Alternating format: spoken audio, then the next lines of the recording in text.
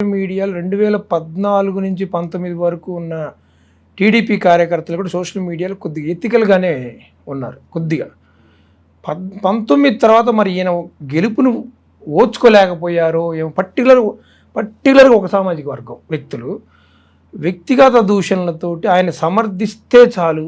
కుటుంబం ఎవరినైనా నా పిల్లలతో సహా నా వైఫ్తో సహా మాట్లాడారు, మాట్లాడుతూనే ఉన్నారు, ఇంకా మాట్లాడుతూనే ఉన్నారు. అది ఎందుకో మరి అది వాళ్ళకు మొదటి నుంచి ఎదుర్కోలేని చోట వాళ్ళు ఏ కాడికి కూడా వ్యక్తిగత దాడులు చేస్తూ ఉంటారు. అది టీడీపీ పార్టీకి వెనతో పెట్టిన విద్య, కానీ వైఎస్ఆర్సీపీ పార్టీ ఇంకా అది అలవాటు పరుచుకోవాలి. మీరు జనరల్గా మీరు వైఎస్ఆర్సీపీ పార్టీ సోషల్ మీడియా యాక్టివిటీని గమనిస్తే తెలుస్తుంది.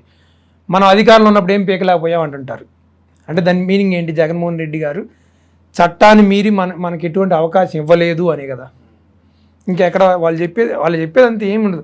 1-2 సంఘటనలు చెప్తారు. మాచర్లో ఎక్కడో బుద్ధ వెంకన్న పోతే అద్దం పగలు కొట్టారు సంథింగ్. అవి సర్వసాధారణంగా రాజకీయాల్లో 1, 2, 3, 4 సంఘటనలు ఎప్పుడు సాధారణమే.